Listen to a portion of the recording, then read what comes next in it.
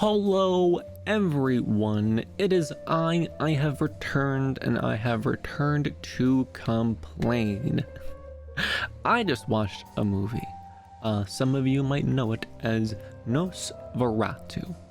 Now, before I get into it, I'm gonna give a big old content warning. There's a lot of mature things in the movie, so just prepare yourself, and I don't know how I'm gonna talk about like half the stuff in this movie without getting in depth, but let's just start. The premise of the movie, I went into it blind. I didn't even watch a trailer. All I know is vampire and spooky, so I'm prepared to watch a real spooky movie. All right, I'm prepared to be being like, oh no, it's so scary, a hug a tail.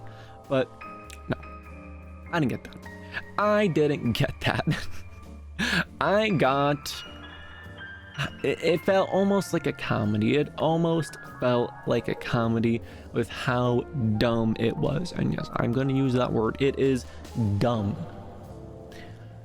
Where do we start? The premise of the movie: there is a vampire. The movie starts. There's a lady. She's like, "Come to me." Wow, hoo-wee. It's like she's casting a spell, but all she's doing is just waggling her fingers in the air, saying, "Arrive, come to me," blah blah blah. And then somehow that summons vampire?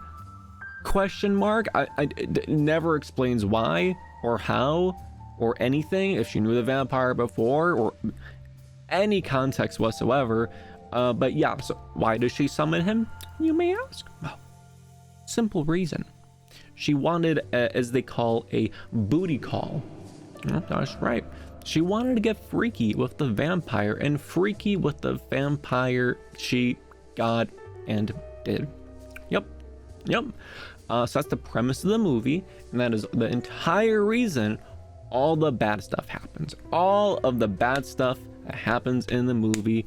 People dying, plagues being everywhere, people screaming in fear. It's all because this one booty call.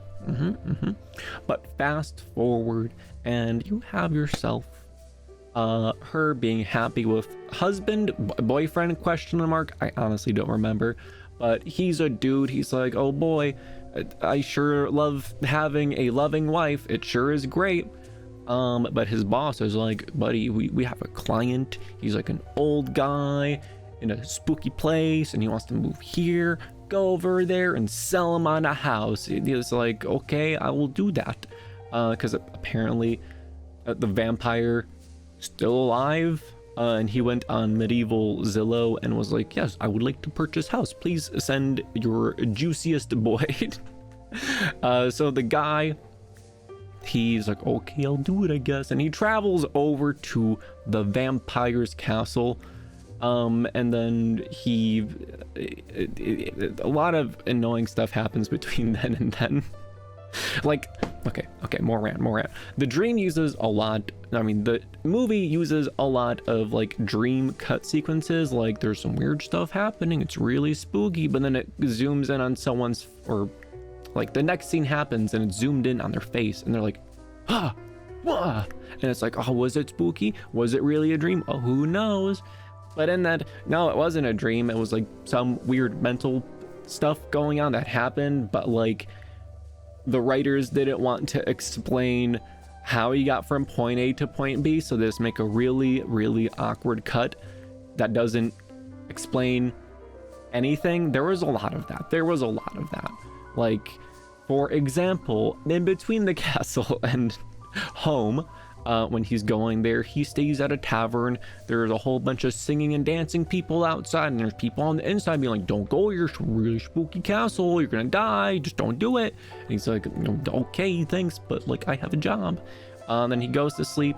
He has like this weird dream.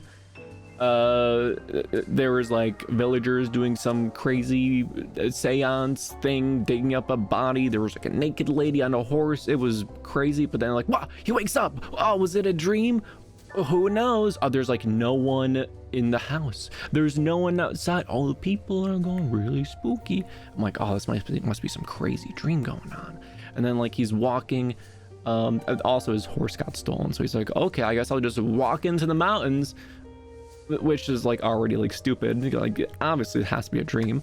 So then he's in the forest. There's fog everywhere. Cinematography really good though. Was really pretty at this section. But like a spooky forest, there's mist everywhere, and then a carriage starts going at him and almost runs him over, but it stops last moment, and the door opens up and there's like no one inside, but he just knows to get in there, and that carriage is gonna take him to the spooky castle. And at this point I thought like, okay, he's like gonna wake up or something. No, story just keeps going. Zero explanation of why any of that happened.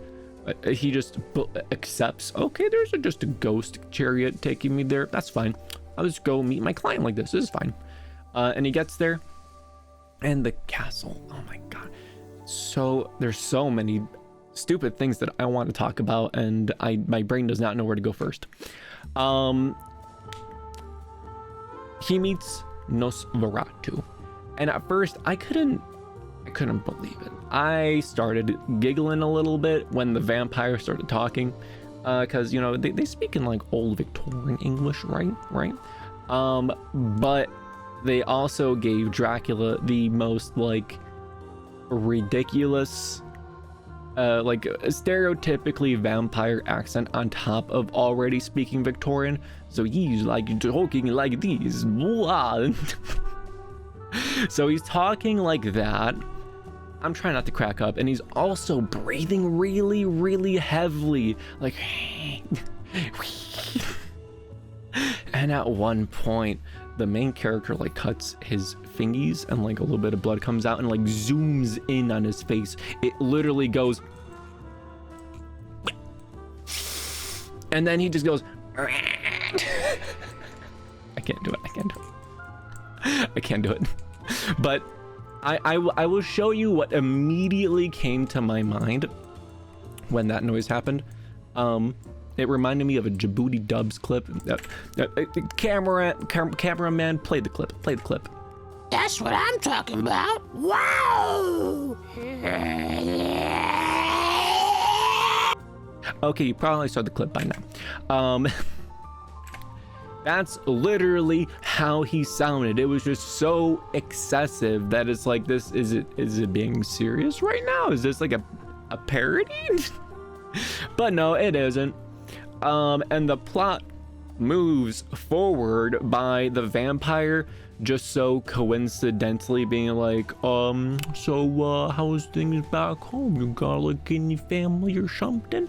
And he's like, yeah, man, I got this wife. And he's like, let me see your picture in that locket of yours right there that I see. He shows him the picture, and he's like, oh yeah. And mentally he's like, yep, that's the girl that invited me for that booty call like several years ago. I'm just gonna take this, yoink. And he takes the locket, he gets out of there. And the guy's like, what are you doing? Give me my locket back. And really a fair time to point this out, the main character, very unlikable, extremely unlikable. I can only describe him as a crybaby cuck, and I don't use that word lightly. He is exactly that, and that is his role in the movie. Literally, not even kidding. You'll see why later. But anyways, the whole time he's in the castle, he's just being a giant crybaby. He is just like wet the whole time, and it's like, come on buddy, can you grow some balls? Just can you be a little bit brave? Just do something, please. But in the end, he just gets nommed on. He ends up jumping out of the castle into a river, or like more like falling out of the castle into a river, where he gets, you know, like swept away or whatever. And the vampire, meanwhile, was like, all right, I somehow know exactly where this lady lives. I have her picture. I'm gonna go say what's up. I want to be like, hey, you want to get back together? So he he does oh god, some show or someone at some point did this, but he literally puts himself into a box and ships himself there. Oh yeah, sorry, like Malcolm in the Middle did that. That was great. But he ships himself to like that town. So the vampire's on his way over there, blah blah blah. He is blah blah blah, gets saved by nuns, and the nuns are like, don't go, we gotta fix you, you're kind of messed up. And he's like, my wife, well, I need to see my wife. So it's a mad race to the wife, who's back at home just chilling and vibing. Oh, also, the boss guy that sent him over there, he goes crazy. He apparently submitted himself to the vampire as well. He's in a crazy mental asylum. He's trying to eat people's faces. It's a whole thing. But anyways, what happens next? That's stupid. Blah blah blah. Vampire arrives, brings the plague. People start dying. People start going crazy. There's like some side characters and they're like, oh no, this is bad, wow. Okay, I remember the next part that bothered me. It was this really bizarre scene where the wife main character is like, okay honey, hate to break it to you, but all of these bad things that are happening may be my fault, tee sorry. And she's very apologetic and all this. But within about 10 to 15 seconds, she goes from being very apologetic to being pissed off at the husband for some reason. I don't freaking know. She's throwing bookshelves around, she's throwing stuff, but then within the next 10 to 15 seconds, she goes from angry at him to being super duper thirsty. Like she's trying to get up on him. And then she says this line where she basically says, how do I put this? Dear husband, you do not satisfy my needs as well as Mr. Vampire, she says in, less or more flirtatiously. And the husband is like, unacceptable. And he immediately engages in the intercourse with the wife. All of this happens in like a 40 second scene. It's a roller coaster of emotions. So they're doing their thing, and then like they stop doing their thing, and then he realizes, wait a minute, the vampire is like remote doing my wife in front of me. What? I could not believe it. I cannot believe it. What am I watching? What is this movie? What is this movie? And there's also just a lot of just really grotesque scenes. Like, I don't know who made this, but I can make some assumptions about things that they find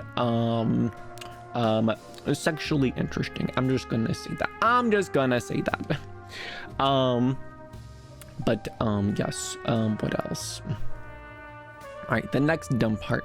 The three main characters, they're like, we're gonna go save the day. Let's do this, guys. Yeah, wife, you stay at home though, cause you can't help at all, and you gotta stay protected. And she's like, okay. So they go off, ready to save the day by burning the sarcophagus or whatever. And then, I surprised the vampire isn't there. Oh my god. So they're, literally useless. The wife, meanwhile, has a genius concoction of a plan. She invites the vampire over, and she is like, let's do it, buddy. Let's do it. And they do it. And the plot gets solved by her doing it so much for so long that the sun rises and kills the vampire. Not even kidding you. The resolution to the plot is the same as what caused it in the first place, but she also dies because the vampire's like half eating her throughout it or something, and she's dying or something. I don't freaking know. But it's gross. It's weird. You see Nosferatu's Hank Hill looking skinny booty, which I really didn't need to see that. I don't want that mental image in my head because it's really not good. It really isn't good. The whole movie is a train wreck. Somehow It has good reviews. I don't understand. Who are the people reviewing this movie? What are they into? I don't understand, but there's a lot of weird stuff in this movie. And of course, the male lead character just kind of like, you know, cries. He's like, "Wow, wow, my wife literally cucked me and saved the day because I was so useless." Whoa. Yeah. If I were to rate the movie, well, it depends. If you're going into it expecting a good, spooky horror movie, you're gonna be deeply disappointed, as was I. But if you're gonna watch this with like some friends, maybe get a little tipsy and laugh at the movie, you're gonna have a great time. Otherwise, if you expect anything actually good and serious, you're gonna be disappointed. I'm sorry. But redeeming qualities, cinematography, very good at some parts where it isn't being weird and grotesque. Like the snow shots of like the European villages or like the mountains or the forest, super duper pretty, extremely pretty. But it balances out with the really grotesque things like the Nosferatu. Oh, that's right, Nosferatu himself. This man has like an Eggman mustache. He's like if you took Eggman and made him like Romanian and gave him like a really exaggerated Dracula accent. That's what you would have. That is what you would have.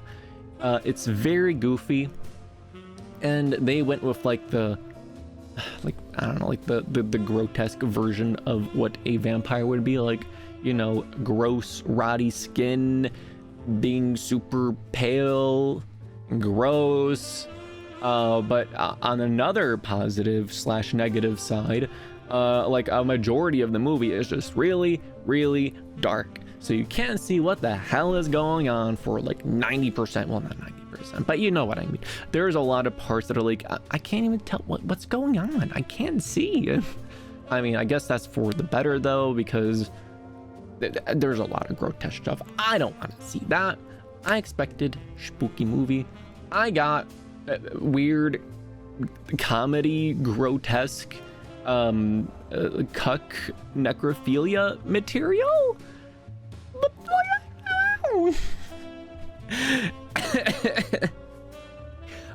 Yeah, so if you're looking at it as a horror movie, 4 out of 10 head pats, probably 3 out of 10. If you are looking at it as a laugh and entertainment value, I would give it a solid 7 out of 10, because there is so much weird, stupid stuff going on. I'd imagine it'd be pretty good to laugh at. And maybe I'm just dumb. Maybe my brain is just really, really smooth and not as wrinkly as the people in Hollywood who are like, oh yes, no, you see, there's the deeper meaning as to why the wife cucks the husband. You see, it's a philosophical point of view from the ancient Greek time. I don't know what it is. I don't know what deeper meaning there might be, but apparently this movie's got good reviews. Let me pull up the reviews right freaking now. I need to know. Nosferatu movie. Let's go to Rotten Tomatoes. Let us look at some reviews. Let's see what some reviews are saying about this movie. Let's see, Rotten Tomatoes. Some gratuitous jump scares made a Dracula movie that's more than an exercise, more than an assertion of talent. There's a vision at work. Top critic, New York Times. What? Are you kidding me? It has to be a joke. There's no way. Okay, hold on. Let's read a few more of these. Maybe there's just some, I don't know, goofy goober stuff happen here. Nosferatu is an outstanding horror movie, part period piece, part fever dream. It evokes a palpable sense of dread while telling a familiar yet engrossing tale. Uh-huh. Right. Audience reviews. Best movie I've seen. Well done, super scary.